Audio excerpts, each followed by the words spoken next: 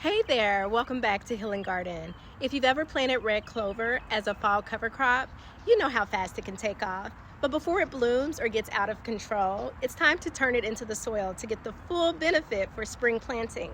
I'll show you when and how to do this for best results. Let's get started.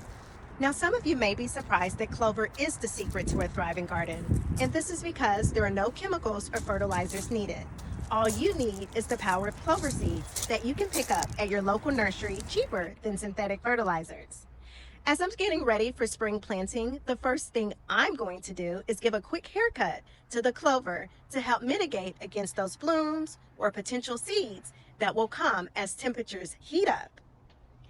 This past fall, at the community garden, we planted crimson clover in about half of our beds, and one thought process behind the clover was to keep things looking nice as the fall came and to have a welcoming appearance as we returned in spring. But did you know that clover has so much more to offer? It is a powerhouse when it comes to building the soil. And with 4 points, I'm going to tell you exactly what I mean. Point number 1.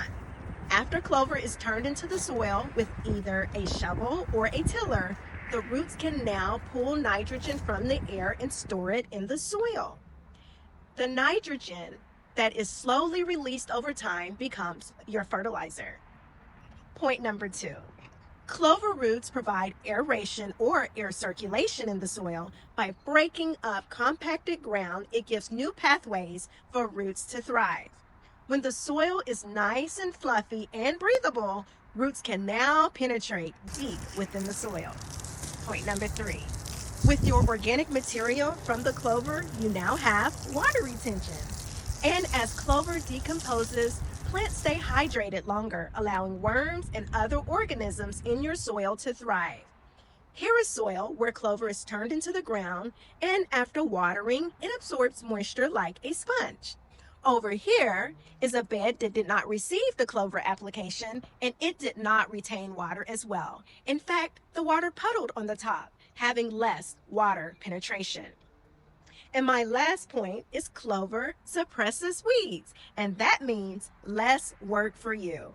A well-established cover will act as a barrier on the soil, preventing weeds from germinating. Here is a bed that had no cover protection last fall, and now you see that it's inundated with weeds. So what does this mean for you? If you want stronger and healthier soil, stronger plants, and less work, try adding a cover crop this fall. Have you ever used clover in your garden? Drop a comment below and tell me your experience. Make sure to subscribe so you don't miss out on the next spring planting update.